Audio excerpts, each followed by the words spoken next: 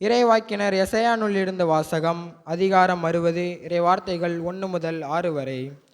எருசலேமே எழு, ஒளி வீசு, உன் ஒளி தோன்றியுள்ளது, ஆண்டவரின் மாட்சி உன்மேல் உதித்துள்ளது. இதோ இருள் பூ உலகை மூடும், காரிருள் மக்களினங்களை கவ்வும்.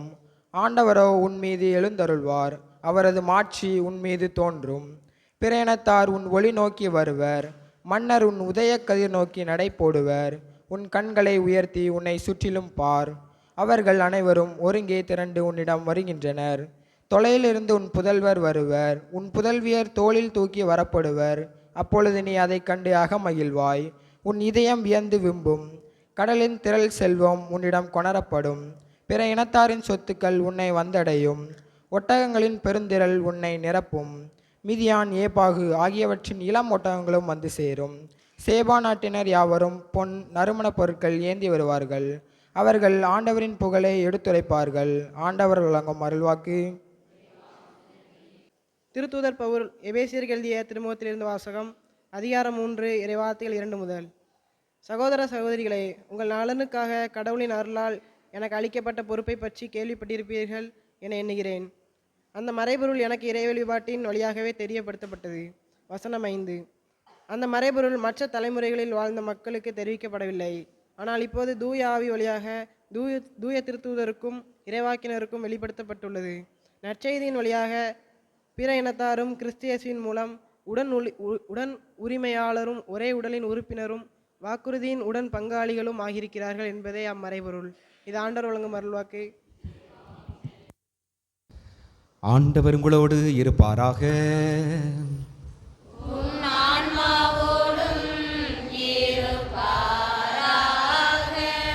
மத்தேயு எழுதிய தூய நற்செய்தியிலிருந்து வாசகம்.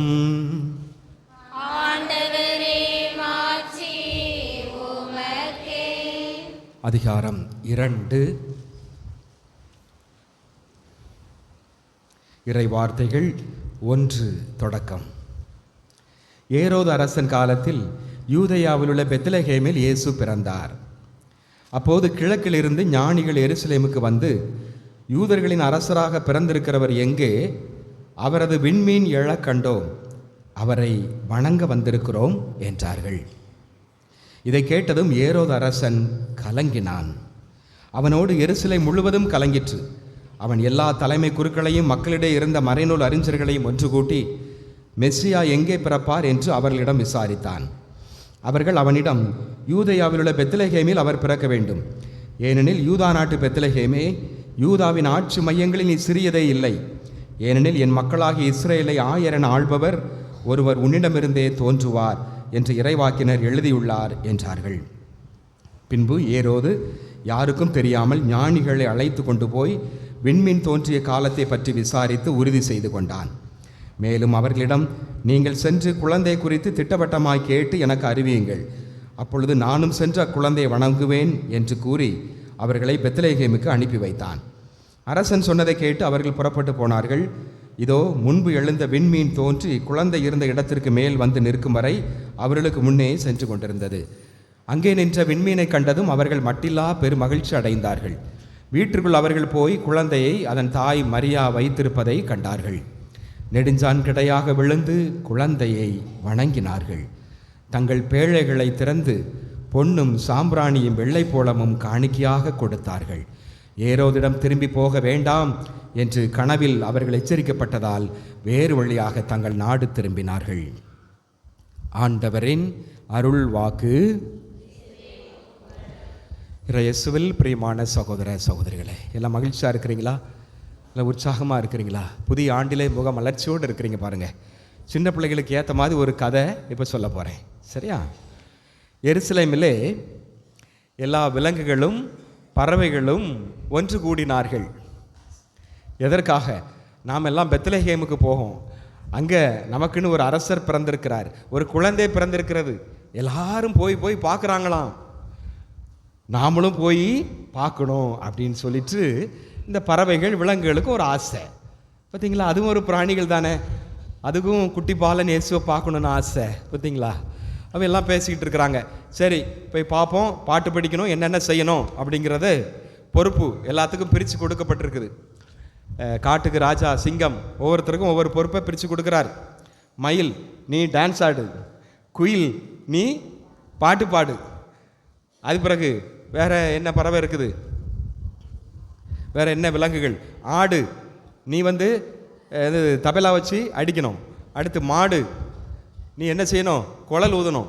இப்படி ஒவ்வொரு விலங்குகள் பறவைகளுக்கும் ஒவ்வொரு பொறுப்பு. கீபோர்டு வாசிக்கிறது யாரு, எரும மாடு. அப்படி ஒவ்வொன்றுக்கும் பிரித்து கொடுத்தாச்சு, வேலைகளை பிரித்து கொடுத்தாச்சு. சரி, பிரித்து கொடுத்து இப்போது பாட்டு ப்ராக்டிஸு ஆரம்பமாகுது. Choir practice. என்ன பாட்டு? ஓ கம் ஆல் ஃபெய்த்ஃபுல், அந்த பாட்டு. மனோமகிழ்வோடே அனைவரும் வாரும், வாரும் வாரும் பெத்லெகேம் ஊருக்கு, பாருங்கள் தேவ தூதனின் ராஜாவை, வாரும் வணங்குவோமே, வாரும் வணங்குவோமே, வாரும் வணங்குவோமே பாலனை. அப்போ இது அவங்களுக்கு, இது நம்ம தமிழ் மொழி, அவங்களுக்கு தெரிஞ்ச மொழியில் அவங்க ப்ராக்டிஸ் பக்காவாக நடந்துக்கிட்டு இருக்கு. இதை பார்த்த உடனே ஒரு காக்காவுக்கு ரொம்ப ஆசை. ஆஹா நல்லா இருக்கு அப்படின்னு சொல்லிட்டு காக்கா போய் கேட்குது, எல்லாம் நீங்களாம் ஒரு கூட்டம் போடுறீங்களே, ஒரு மாநாடு போடுறீங்களே, என்ன நாங்கள் இயேசுவை பார்க்க போகிறோம், நானும் கூட சேர்ந்து வந்து வரட்டா, எனக்கும் அந்த இயேசுப்பா குட்டி பாலன் இயேசுவை பார்க்கணுன்னு ஆசையாக இருக்குது, நானும் வரேன். சி நீ காக்கா, நீ கருப்பு, நீலாம் அங்கே வரக்கூடாது, நீ காக்கான்னு உனக்கு கரையை தான் தெரியும், உனக்கு என்ன பாட தெரியும், அதனால் உன்னை நாங்கள் சேர்த்துக்கிட மாட்டோம் அப்படின்ட்டு காக்கா சோகத்தோடு போயிடுச்சு. போய் மரத்தில் போய் உட்காந்து ஒரே அழுக, சே நம்மளை சேர்க்கலையே அப்படின்னு சொல்லி அழுதுகிட்டே இருக்கு. இவங்க பாட்டு ப்ராக்டிஸ் முடிச்சிட்டாங்க. முடிச்சுட்டு சரி நாளை காலையில் 9 மணிக்கு எல்லோரும் இதே இடத்துக்கு வந்துடணும், இங்கேருந்து பெத்லெகேமுக்கு நம்ம போகிறோம். எருசலேம்லேருந்து பெத்லெகேமுக்கு 10 கிலோமீட்டர், சரியா? அவையெல்லாம் ரைட்ஸ், எல்லாம் எல்லாத்துக்கும் ரொம்ப ஜாலி, எல்லாம் ஆளாளுக்கு ஒரு இன்ஸ்ட்ருமெண்ட் கிடச்சிருக்குல்ல, பாட்டு படிக்கிறது எல்லாம் ஜாலியாக போயிட்டாங்க. இந்த காக்கா மரத்தில் உட்காந்து அழுதுகிட்டே இருக்கு. மரத்துக்கு கீழே ஒரு 5-6 தடியன்கள் வந்தானுங்க. நல்ல வில்லன்கள் மாதிரி இருந்தானுங்க. கையில் ஈட்டி வாள் ஆயுதங்களோடு வந்து உட்காந்துருக்காங்க. உட்காந்து அவனுக்குள்ளே பேச ஆரம்பிக்கிறாங்க. ஏய் நாளை காலையில் நமக்கு வேலை இருக்குது, 9 மணிக்கு நம்ம கிளம்புறோம். என்ன 2 வயசுக்குள்ளே எந்தெந்த குழந்தை இருக்கோ அந்த குழந்தையெல்லாம் கொல்லணும் அப்படின்ட்டு அவங்களும் எங்கள் பெத்லெகேமுக்கு பயணம், அதை சுற்றி உள்ள பகுதிகள் எல்லாம் அதுலேயும் கொண்டுறணும். இது யார் கட்டளை? பெரிய ஏரோது கட்டளை. அவன் நமக்கு கொடுத்துருக்குறான். நம்ம வேலையை நம்ம கொல்லலைன்னா அவன் நம்மளை கொண்டுருவான். ஏன்னா அவனுக்கு இணையாக எந்த அரசரும் வரக்கூடாது அப்படிங்கிறதுல அவன் தெளிவாக இருக்கான். தன் மகனையும் தன் மனைவியும் கூட கொல்ல துணிந்தவன் பெரிய ஏரோது, சரியா? அப்படின்ட்டு இவங்க தயாராக இருக்கிறாங்க பெத்லெகேமுக்கு போய் அவங்க வேலையை செய்கிறதுக்கு. இது காக்கா கேட்டுக்கிட்டு இருந்துச்சு. காக்கா கேட்டவுடனே ஐயோ குழந்தைய கொல்ல போகிறாங்களா, ஐயோ குழந்தை ஏசப்பா பாவம்ல, ஆஹா அப்படின்ட்டு என்ன செய்யலாம் அப்படின்னு யோசிக்குது. உடனே பறந்து போகுது, நைட்டாக பறந்து போகுது. பெத்லெகேமுக்கு போயாச்சு. போய் இயேசு சூசேப்பர் அன்னை மரியாள் இருந்த அந்த குடிசை கண்டுபிடிக்குது. அங்கங்கே தேடி கண்டுபிடிக்குது. கண்டுபிடிச்ச உடனே ஒரு குடிசையை தட்டுது. டொக் டொக் டொக் டக்குன்னு தட்டுது. தட்டின உடனே அங்கே திறக்கப்படுது கதவு. பார்த்தா சூசையப்பர். நல்ல வேலை, அங்கே காக்கா அங்கே பார்த்துச்சு, ஒரு குழந்தை இருக்குது, ரைட் அப்போ இதான் அப்படின்னு சொல்லிட்டு அப்போ சூசையப்பர், டேய் நீ என்ன காக்கா, நீ என்ன எங்கே வந்திருக்க இந்த நேரத்தை பார்த்துக்கு? ஐயா நான் ஒரு செய்தி சொல்ல வந்திருக்கிறேன். ஓ நீ என்ன செய்தி சொல்ல போகிற, உன்கிட்ட என்ன இருக்கும் அப்படின்ட்டு. ஐயா ரொம்ப முக்கியமான செய்தி, சரி சொல்லு. ஐயா 2 வயசுக்குள்ள சின்ன குழந்தைகள்லாம் அரசன் கொல்றதுக்கு திட்டமிட்டு இருக்கிறான், பெரிய தடியன்கள்லாம் திட்டமிட்டு வரப்போறானுங்க நாளை காலையில், நீங்கள் இடத்த காலி பண்ணி போயிருங்க, தப்பிச்சு போயிருங்க. இது உனக்கு எப்படி தெரியும்? நான் நேற்று மரத்தில் இருந்தேன், கீழே இருந்து பேசினானுங்க அப்படின்ட்டு. அது பிறகு அந்த காக்கா அந்த குழந்தைய பார்க்குது. சூசைப்பர்கிட்ட, சூசையே நான் கொஞ்சம் பக்கத்தில் வந்து உங்கள் குழந்தைய பார்த்துக்கலாமா? சரி தாராளமாக பார்த்துக்க. உடனே அந்த காக்காவுக்கு ரொம்ப சந்தோஷம், பக்கத்தில் வந்து பார்த்துச்சு, அப்படியே ஆராதிச்சு வணங்கிச்சு. வணந்த உடனே அந்த குழந்தை, பிஞ்சு குழந்தை இயேசு பாலனுடைய அந்த கால்கள், அந்த பாதங்கள், பிஞ்சு பாதங்கள் எப்படி இருக்கும்? நம்ம குழந்தைய பார்த்த உடனே பிஞ்சு பாதத்தில் முத்தம் கொடுப்போம், அப்படி தானே? குழந்தை இயேசுவும் கடத்தப்பட்டிருக்கோம். எல்லாத்துலேயும் குழந்தை இயேசு முத்தம் செய்வோம். நம்ம இதில் அந்த வழக்கம் இல்லை. குழந்தை இயேசு ஆராதனை, குழந்தை இயேசு வணக்கம் அதுவுமே இல்லை. இந்த பாட்டு பாடிட்டு வழக்கம் செலுத்துவோம். அப்போது அழகாக முத்தம் கொடுத்துட்டு அதுக்கு ரொம்ப சந்தோஷம். திரும்பி போயிட்டு அப்பா பார்த்துட்டேன் அப்படின்ட்டு ஒன்று போயிட்டுருக்குது. போய் காலையில் அதுக்குள்ளே காலையில் ஆயிரும்ல. காலையில் இவங்க 9 மணிக்கு இவங்க சேர்ந்து கூடி வந்துட்டு இருக்காங்க. நீ காக்கா போகுது, நீ எங்கே போகிறீங்க? அங்கே குழந்தை இயேசு இல்லையே. என்ன நீ சொல்கிற? ஆமாம், அங்கே நீங்கள் போய்ப்பா, அங்கே கிடையாது, நீங்கள் போக வேண்டாம். அவங்க தப்பிச்சு போயிட்டாங்க, வேறு இடத்துக்கு போயிட்டாங்க. போய கருங்காக்கா காக்கா கரைஞ்சிக்கிட்டு நீ சொல்கிறத நாங்கள் கேட்கணுமா அப்படின்ட்டு அதுக்கு போகிறாங்க. கடைசியில் போய் ஏமாற்றம், அவங்க இடம் மாறி போயிட்டாங்க. அன்புக்குரியவர்களே, இந்த நிகழ்விலிருந்து நாம் தெரிந்து கொள்வது, இன்று நமது தாய் திருச்சபையானது திருக்காட்சி பெருவிழாவை கொண்டாட அழைப்பு விடுக்கிறது. 3 ராஜாக்கள் விழா, 3 அரசர்கள் விழா. இது ஒரு 2ஆம் கிறிஸ்மஸ் என்று அந்த அளவுக்கு ரொம்ப பிரபலமாக, ரொம்ப விமரிசையாக கொண்டாடப்படுகிறது 3 ராஜாக்கள் விழா. ஏன்னா ரொம்ப முக்கியமான ஒன்று. அப்போ இந்த விழா உணர்த்துகின்ற கருத்து அதுதான். இந்த பிறந்திருக்கின்ற பாலன் இயேசு எல்லாருக்கும் காட்சி கொடுக்கின்றார். மொழி, இனம், மதம் எல்லாவற்றையும் கடந்து அவர் எல்லாவற்றிற்கும் பொதுவானவர். இயேசு கிறிஸ்துவினுடைய பிறப்பு எல்லாவற்றிற்கும் பொதுவானது. இந்த மீட்பு என்பது எல்லாருக்கும் பொதுவானது என்பதைத்தான் இந்த விழா நமக்கு தெரியப்படுத்தி வருகிறது. எனவே பாகுபாடுகள், வேறுபாடுகள், நாம் அது அந்த காலத்திலே இருந்திருக்கு, பாகுபாடு வேறுபாடுகள்லாம். அது இப்போ இன்னும் அதிகமாக இருக்கு. அதை உடைத்தெறிய வேண்டும் என்பதற்காக இந்த பாலன் இயேசு எல்லா இனத்து மக்களுக்கும் எல்லாருக்கும் காட்சி கொடுக்கிறார். எல்லாருக்குமாக பிறந்தவர் தான் இந்த பாலன் இயேசு. அதைத்தான் நாம் இன்றைய முதல் வாசகத்தில் வாசித்தோம் பாருங்க. எசாயா 60ஆம் அதிகாரம் 3வது வசனம். பிற இனத்தார் உன் ஒளி நோக்கி வருவர், மன்னர் உன் உதய கதிர் நோக்கி நடைபோடுவர். பிற இனத்து மக்கள், அப்போ யூதர்களுக்கு தான் முக்கியத்துவம் அப்படிங்கிறத ஒரு காலம். அப்போ பிற இனத்து மக்கள், ஓரங்கள் கட்டப்பட்டவர்கள், பாவிகள், பெண்கள் எல்லாருமே அந்த ஒளியை நோக்கி, அந்த இயேசுவை நோக்கி வணங்க வருவார்கள். பறவைகள், விலங்குகள் கூட வரும் எல்லாருக்கும். எனவே அவர் எல்லோருக்கும் பொதுவானவர். இன்னைக்கு 2ஆம் வாசகத்தில் வாசித்தோம். எபேசியர் 3ஆம் அதிகாரம் 6வது வசனம். நற்செய்தியின் வழியாக பிற இனத்தாரும் கிறிஸ்து இயேசுவின் மூலம் உடன் உரிமையாளரும் ஒரே உடலின் உறுப்பினரும் வாக்குறுதியின் உடன் பங்காளிகளும் ஆகியிருக்கிறார்கள் என்பதே அம்மறைபொருள். பாருங்க எவ்வளவு அருமையாக பவுலடியார் சொல்றாரு. அதாவது இயேசு கிறிஸ்துவின் மூலமாக எல்லாருமே உரிமை சொத்தான மக்கள், உடன் பங்காளிகள். இயேசு கிறிஸ்துவின் உடல் நாம எல்லாரும். பாருங்க அப்போ எந்த அளவுக்கு நாம பாருங்க. 1 யோவான் 3ஆம் அதிகாரம் 1வது வசனம். நம் தந்தை நம்மிடம் எத்துணை அன்பு கொண்டுள்ளார் என்று பாருங்கள். நாம் கடவுளின் மக்கள் என அழைக்கப்படுகிறோம், கடவுளின் மக்களாகவே இருக்கிறோம்.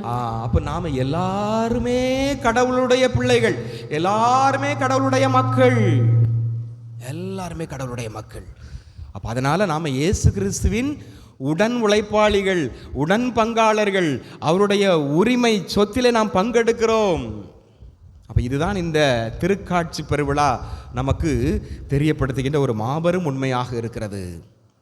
எசாயா 60ஆம் அதிகாரம் 6வது வசனம். ஒட்டகங்களின் பெருத்திரள் உன்னை நிரப்பும், மிதியான், ஏப்பாகு ஆகியவற்றின் இளம் ஒட்டகங்களும் வந்து சேரும். சேபா நாட்டினர் யாவரும் பொன் நறுமண பொருள் ஏந்தி வருவர், அவர்கள் ஆண்டவரின் புகழை எடுத்துரைப்பர். அப்போ உலகத்துல எல்லா நாட்டில இருந்தும், எல்லா மொழியில இருந்தும், எல்லா அரசுகளும், சிற்றரசு, பேரரசு அப்படின்லாம் இருக்கு. அந்த பாகுபாடு அதெல்லாம் கிடையாது. இப்ப சொல்லப்பட்டதெல்லாம் பாருங்க, சாதாரண சிறிய அரசு தான், வல்லரசுகள்லாம் கிடையாது.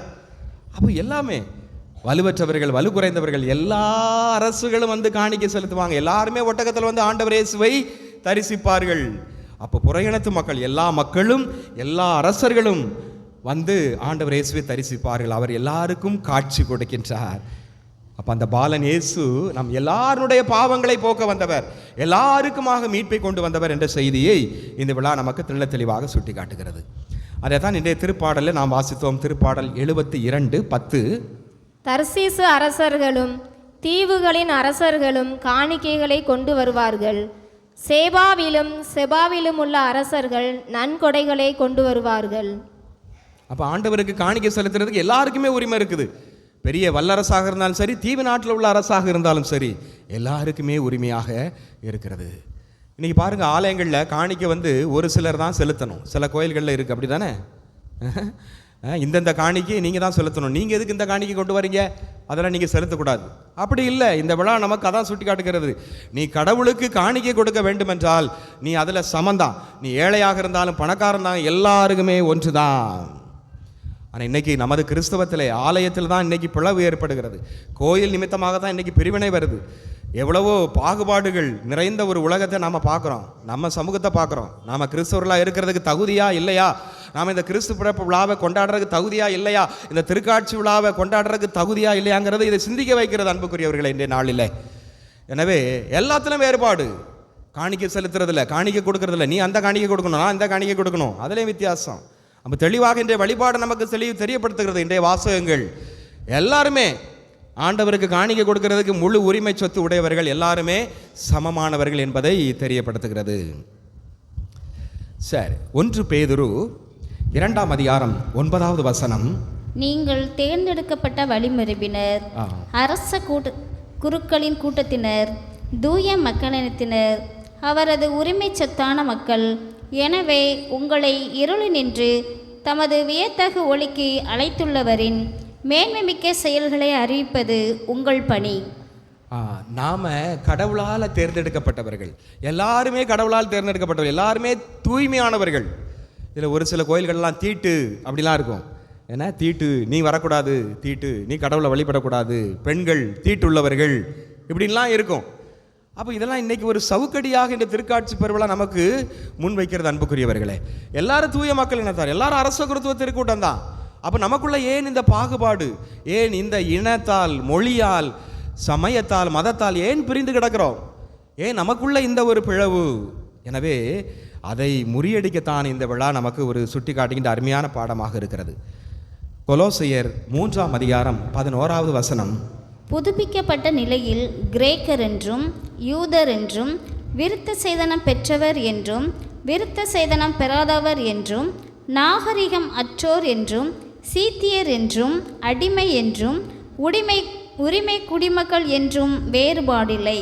கிறிஸ்துவே அனைவருள்ளும் அனைத்துமாயிருப்பார். எந்த வேறுபாடும் கிடையாது, எந்த பாகுபாடும் கிடையாது. கிறிஸ்து தான் அதில் நாம் எல்லாரும் ஒன்றிணைகிறோம். அருமையாக நாம் வாஸ்தவம் இன்னைக்கு பாருங்க. ஆனால் இந்த வேறுபாடு, பாகுபாடு நமது கிறிஸ்தவத்துக்குள் இருக்கிறது. ஜாதிய கிறிஸ்தவம், வண்ணம் தீட்டப்பட்ட கிறிஸ்தவம், இப்படிலாம் நாம் பார்க்குறோம். கோயில்களில் பிளவு வருது. ஒரு ஊரில் 2 கோயில், எப்படி ஒரே ஊரில் ஒரே மக்களுக்கு 2 கல்லறை, என்ன இரட்டை கல்லறை, இப்படிலாம் இருக்குது. நம்ம தமிழ்நாட்டில், நம்ம இந்தியாவில் எல்லா இடத்துல இருக்குது.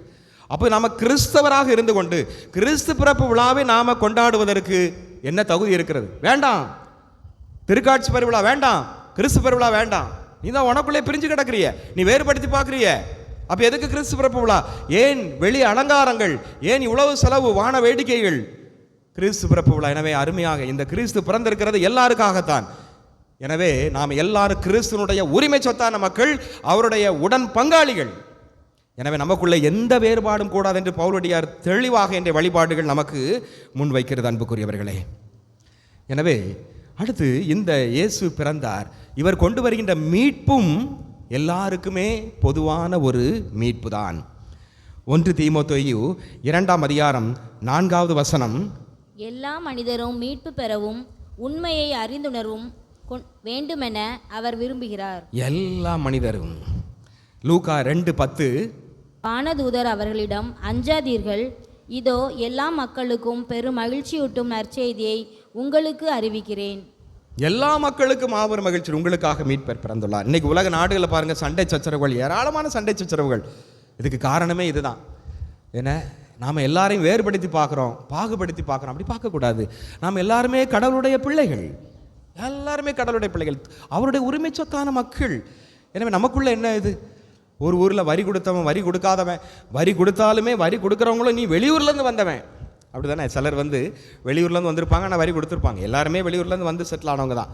ஆனால் வெளியூர்லேருந்து வந்தவன் நீ பேசக்கூடாது அப்படிங்கிற மாதிரிலாம் இன்றைக்கி நிறைய ஊர்களில் இருக்குது, நம்ம பார்க்குறோம். நிறைய ஊர்களில் இருக்குது. ஆனால் வரி கொடுக்குறாங்க, ஆனால் நீ பேசக்கூடாது, நீ ஊர் பொதுக்கூட்டத்தில் பேசக்கூடாது. அது என்னது? அப்போ பாருங்கள் எவ்வளோ பாகுபாடு, எவ்வளோ வேறுபாடுகள் நமது ஆன்மீகத்திலே இருக்குது, கிறிஸ்தவத்திலே இருக்குது. அப்போ ஏன் இந்த கிறிஸ்து பிறப்பு விழா, அப்போ ஏன் இந்த திருக்காட்சி பெருவிழா? அப்போ இதெல்லாம் நமக்கு சிந்திக்க அழைப்பு விடுக்கிறது அன்புக்குரியவர்களே. நாடுகளுக்கிடையே பாருங்கள் ஏன் சண்டை போடுறாங்க, ஏன் நாடுகளுக்குள்ளே அழிந்து மடிந்து கொண்டிருக்கிறார்கள், எவ்வளவு அழிவு, உலக அழிவு, உலக நாடுகளுக்கிடையே போகிற காரணம் இதுதான். பாகுபடுத்தி பார்க்குறாங்க, வேறுபடுத்தி பார்க்குறாங்க. அந்நியர்கள், நீ அந்நியர், நீ அகதி. அப்போ அங்கே சண்டை நடந்தால் அவன் எங்கே போவான்? அகதிகளுக்கு இன்னுமே உரிமை வழங்கப்படவில்லை. இலங்கை அகதிகள் இருக்கிறாங்க, அவங்களும் போராடிட்டு இருக்கிறாங்க, எங்களுக்கு உரிமை கொடுங்க, நாங்கள் 25 வருஷம் ஆச்சு வந்து அப்படின்ட்டு. பாருங்க இன்னும் எவ்வளோ காரியங்கள் இருக்குது. எனவே அன்புக்குரியவர்களே, இந்த விழா நம்மை அருமையாக மகிமையாக சிந்திக்க அழைப்பு விடுக்கிறது. திருத்தூதர் பணிகள் 10ஆம் அதிகாரம் 35வது வசனம். எல்லா இனத்தவரிலும் அவருக்கு அஞ்சி நடந்து நேர்மையாக செயல்படுபவரே அவருக்கு ஏற்புடையவர். எல்லா மக்களிலும் அவருக்கு நேர்மையாக அவருடைய கட்டளைகளை கடைபிடிச்சு நடந்தால் தான் அவருக்கு ஏற்புடையவர்கள். அன்புக்குரியவர்களே, நம்ம வெளி தோற்றத்தில் நான் அப்படி, நான் பெரிய ஆள், நான் அந்த குடும்பத்தை சார்ந்தவன், நான் இந்த குடும்பத்தை சார்ந்தவன், அதெல்லாம் ஆண்டவர் விரும்பலை. என்ன, எல்லாருமே அந்த ஆண்டவர் முன்னால் ஒரே இதுதான். எனவே அவருடைய உண்மையும் அவருடைய கட்டளைகளை கடைபிடிச்சு நடந்தால் தான் அவருக்கு பிரியமான மக்கள். நான் வெள்ளையாக பிறந்ததுனால நான் ஆண்டவர் பிரியமானவன் இருந்ததில்லை, நான் அமெரிக்காவில் பிறந்ததுனால நான் ஆண்டவருக்கு பிரியமான, அப்படி இல்லை.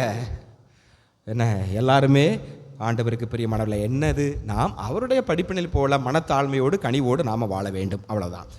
மத்தேயு நற்செய்தி 11ஆம் அதிகாரம் 28வது வசனம்.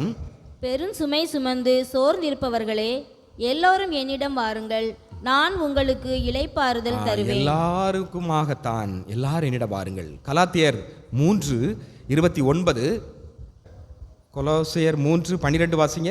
கொலோசியர் 3:12. நீங்கள் கடவுளால் தேர்ந்து கொள்ளப்பட்டவர்கள். நீங்கள் கடவுளால் தேர்ந்து கொள்ளப்பட்டவர்கள். நாம் எல்லாருமே கடவுளால் தேர்ந்து கொள்ளப்பட்டவர்கள். அவரது அன்பிற்குரிய இறைமக்கள். எனவே அதற்கிசைய பரிவு, இரக்கம், நல்லெண்ணம், மனத்தாழ்மை, கனிவு, பொறுமை ஆகிய பண்புகளால் உங்களை அணி செய்யுங்கள். இதுதான் ரொம்ப ரொம்ப முக்கியம். எனவே அன்புக்குரியவர்களை, இந்த திருக்காட்சி பெருவிழாவை நாம் கொண்டாடுகிறோம். எனவே இந்த பிறப்பு, இந்த ஆண்டவர் இயேசு எல்லோருக்குமாக பிறந்திருக்கிறார். எனவே நாம் பாகுபடுத்தி வேறுபாடுகளை களைவோம். நாம் கடவுளால் தேர்ந்தெடுக்கப்பட்ட என்ற உணர்வோடு அன்பு, கனிவு, பரிவு, நல்லெண்ணம், மனத்தாழ்மைகளை ஆடையாக அணிந்து கொண்டு அந்த ஆண்டவர் இயேசுவை வணங்குவோம், அவரை ஆராதனை செய்வோம், அவருக்கு உகந்தவர்களாக வாழ்வோம். அதற்கு தேவையான வரம் வேண்டி நாம் இந்த வழிபாட்டிலே பங்கெடுப்போம். ஆமென்.